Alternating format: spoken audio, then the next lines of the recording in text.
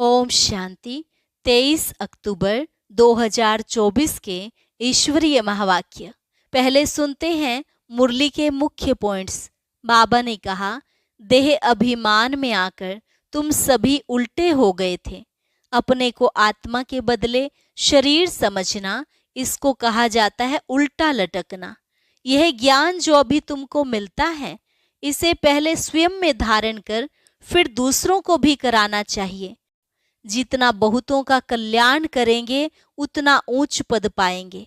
फिर बाबा ने कहा, पहले तुम आसुरी इज्जत वाले थे, अब फिर दैवी इज्जत वाले बन रहे हो। बेहद का बाप तुम्हारी इज्जत बहुत ऊंच बनाते हैं, तो पुरुषार्थ भी इतना करना चाहिए। परंतु कई बच्चों से माया ऐसी गफलत कराती है जो बेहद के बाप को याद करना ही भूल जाते हैं। तुम्हारे अंदर कोई भी विकार का भूत नहीं होना चाहिए, यह बहुत खराब है। कामी की हेल्थ बिगड़ती रहती है। जो योगी होते हैं वह सदैव तंदुरुस्त रहते हैं और उनकी आयु भी 150 वर्ष होती है।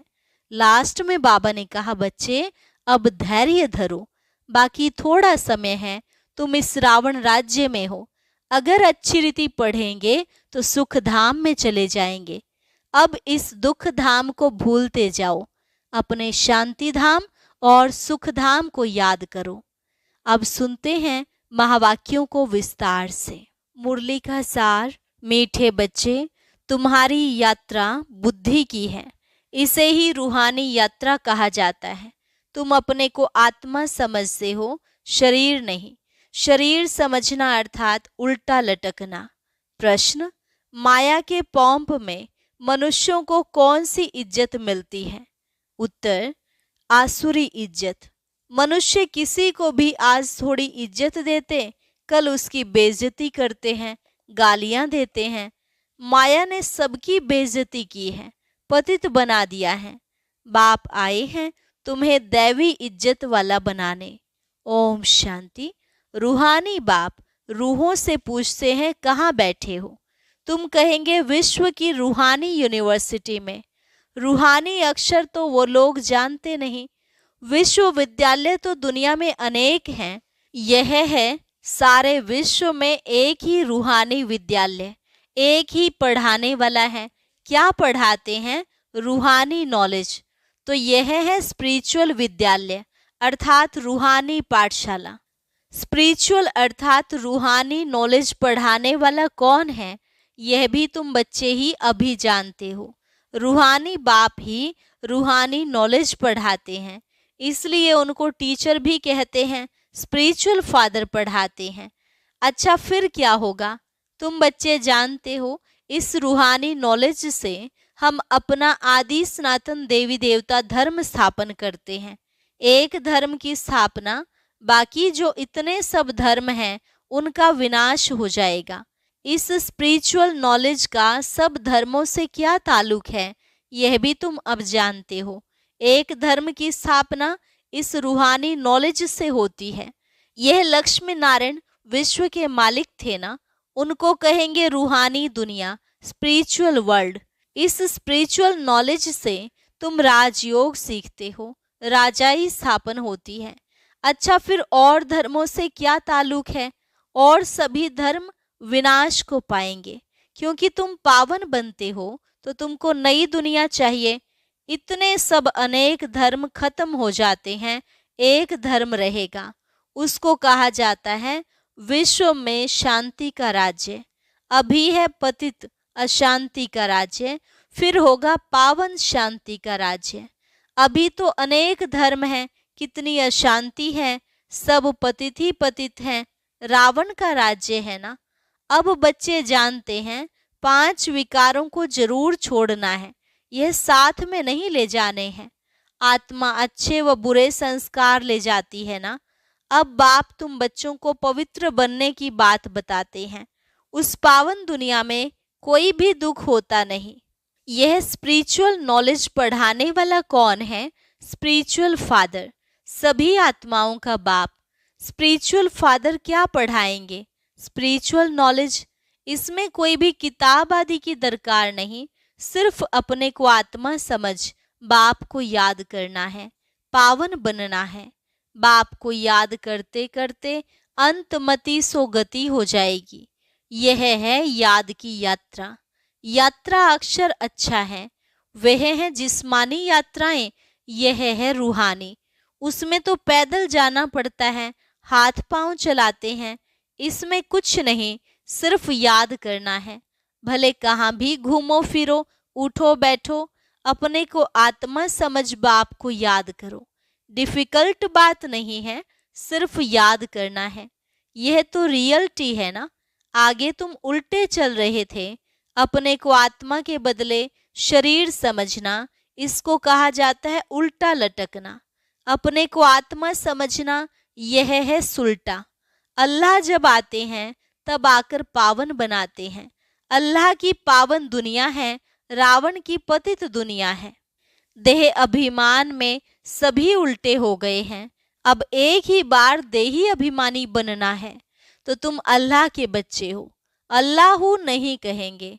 उंगली से हमेशा ऊपर की तरफ इशारा करते हैं तो सिद्ध होता है अल्लाह वह है।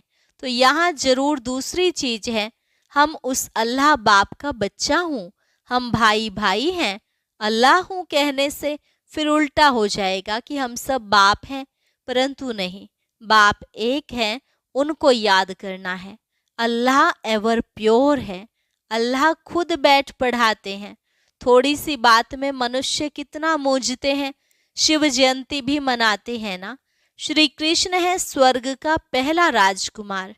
यह बेहद का बाप इनको राज्य भाग्य देते हैं। बाप जो नई दुनिया स्वर्ग स्थापन करते हैं, उसमें श्री कृष्ण नंबर 1 प्रिंस है। बाप बच्चों को पावन बनने की युक्ति बैठ बताते हैं। बच्चे जानते हैं स्वर्ग जिसको वैकुंठ विष्णुपुरी कहते हैं, वह पास्ट हो गया है, फिर फ्यूचर होगा। चक्र फिरता रहता है ना। यह ज्ञान अभी तुम बच्चों को मिलता है। यह धारण कर और फिर कराना है। हर एक को टीचर बनना है। ऐसे भी नहीं कि टीचर बनने से लक्ष्मी नारायण बनेंगे, नहीं, टीचर बनने से तुम प्रजा बनाएंगे। जितना बहुतों का कल्याण करेंगे उतना ऊंच पद पाएंगे, स्मृति रहेगी। बाप कहते हैं ट्रेन में आते हो तो भी बैज पर समझाओ। बाप पतित पावन लिबरेटर है, पावन बनाने वाला है। बहुतों को याद करना पड़ता है। जानवर, हाथी, घोड़े आदि कचमच को भी अवतार कह देते हैं, उनको भी पूजते रहते हैं। समझते हैं भगवान सर्वव्यापी अर्थात सब में है, सबको खिलाओ। अच्छा, कण कण में भगवान कहते हैं, फिर उनको कैसे खिलाएंगे? बिल्कुल ही समझ से जैसे बाहर हैं। लक्ष्मी नारायण आदि देवी देवताएं थोड़े ही यह काम करेंगे। चींटियों को अन्न देंगे, फलाने को देंगे। तो बाप समझाते हैं तुम हो रिलीजियो पॉलिटिकल। तुम जानते हो हम धर्म स्थापन कर रहे हैं। राज्य स्थापन करने के लिए मिलिट्री रहती है, परंतु तुम हो गुप्त। तुम्हारी है स्पिरिचुअल यूनिवर्सिटी। सारी दुनिया के जो भी मनुष्य मात्र हैं, सब इन धर्मों से निकल अपने घर जाएंगे। आत्माएं चली जाएंगी। वह है आत्माओं के रहने का घर। अभी तुम संगम युग पर पढ़ रहे हो, फिर सतयुग में आकर राज्य करेंगे और कोई धर्म नहीं होगा। गीत में भी है ना, बाबा आप जो देते हो वह और कोई दे ना सके। सारा आसमान, सारी ही धरनी तुम्हारी रहती है। सारे विश्व के तुम मालिक बन जाते हो। यह भी अभी तुम समझते हो। नई दुनिया में यह सभी बातें भूल जाएंगी। इसको कहा जाता है रूहानी स्पिरिचुअल नॉलेज। तुम बच्चों की बुद्धि में है कि हम हर 5000 वर्ष बाद राज्य लेते हैं, फिर गंवाते हैं। यह 84 का चक्र फिरता ही रहता है। तो पढ़ाई पढ़नी पड़े तभी जा सकेंगे ना। पढ़ेंगे नहीं तो नई दुनिया में जा नहीं सकेंगे। वहाँ का तो लिमिटेड नंबर है। नंबरवार पुरुषार्थ अनुसार वहाँ जाकर पद पाएंगे। इतने सब तो पढ़ेंगे नहीं। अगर सभी पढ़ें तो फिर दूसरे जन्म में राज्य भी पावें। पढ़ने वालों की लिमिट है। सतयुग त्रेता में आने वाले ही पढ़ेंगे। तुम्हारी प्रजा बहुत बनती रहती है। देरी से आने वाले पाप तो भस्म कर न सके। पाप आत्माएं होंगी तो फिर सजाएं खाकर बहुत थोड़ा पद पालेंगी, बेइज्जती होगी।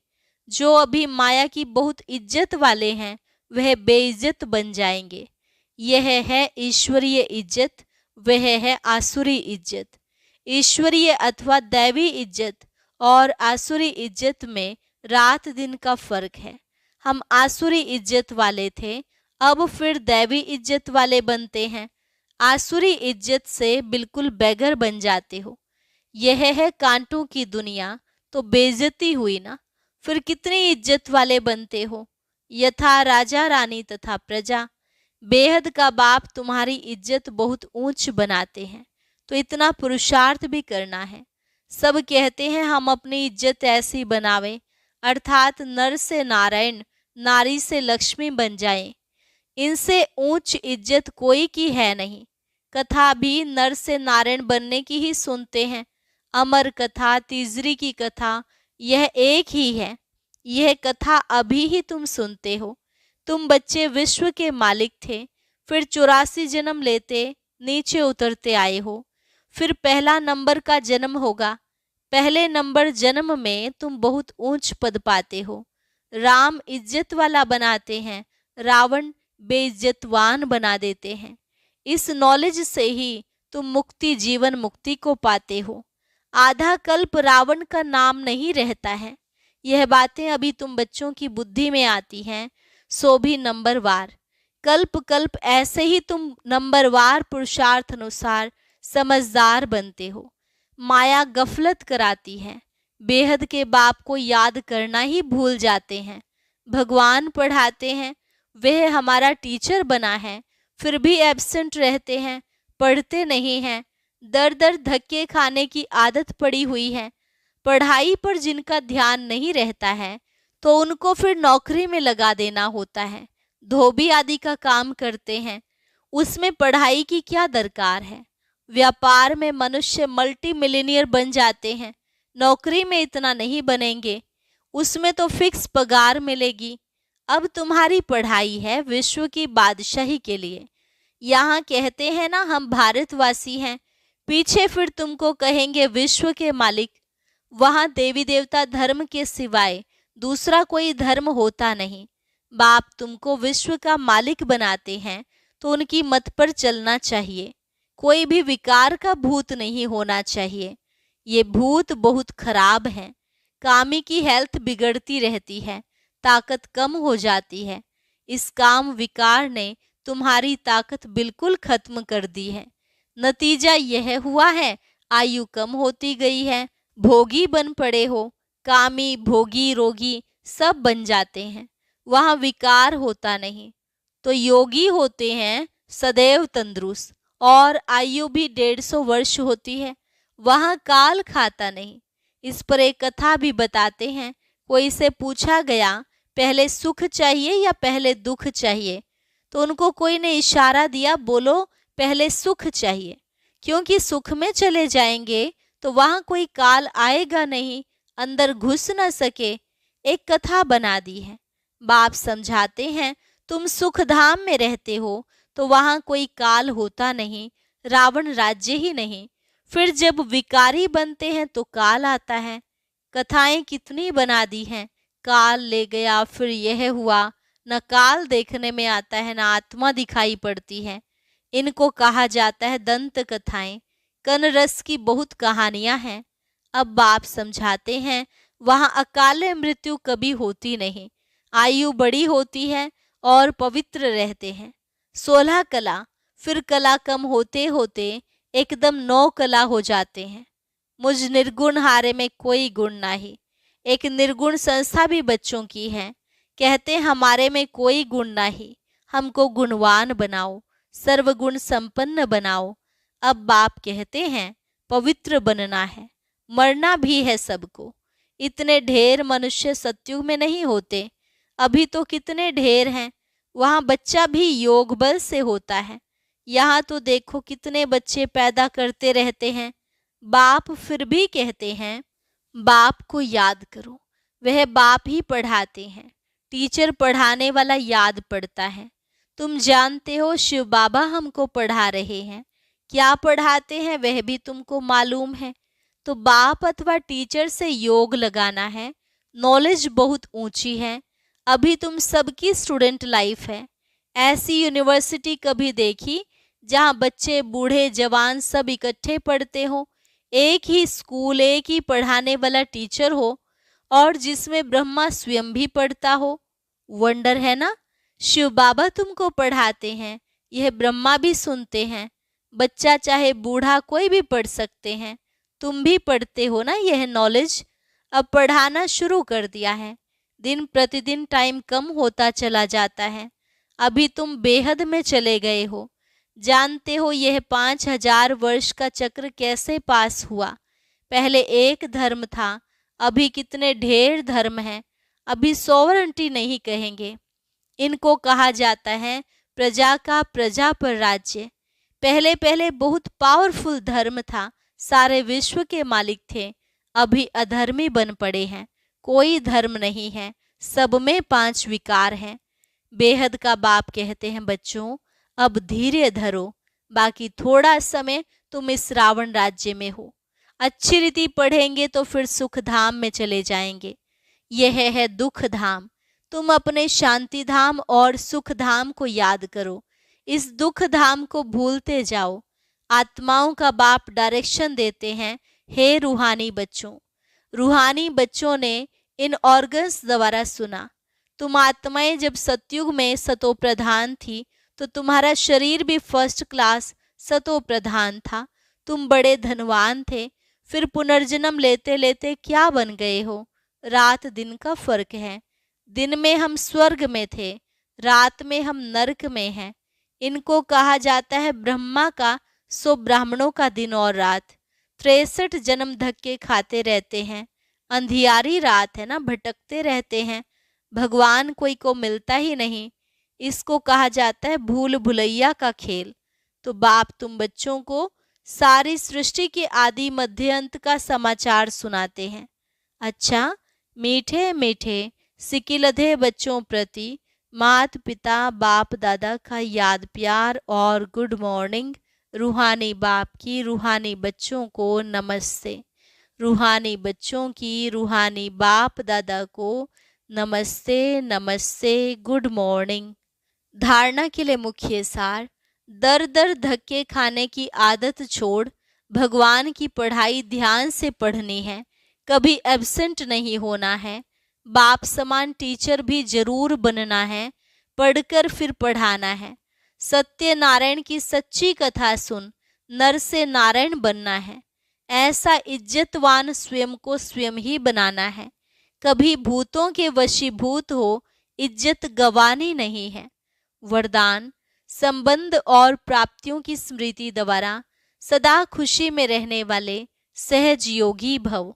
संबंध और प्राप्तियों की स्मृति द्वारा सदा खुशी में रहने वाले सहज योगी भव। सहज योग का आधार है संबंध और प्राप्ति। संबंध के आधार पर प्यार पैदा होता है और जहाँ प्राप्तियां होती हैं वहाँ मन बुद्धि सहज ही जाता है।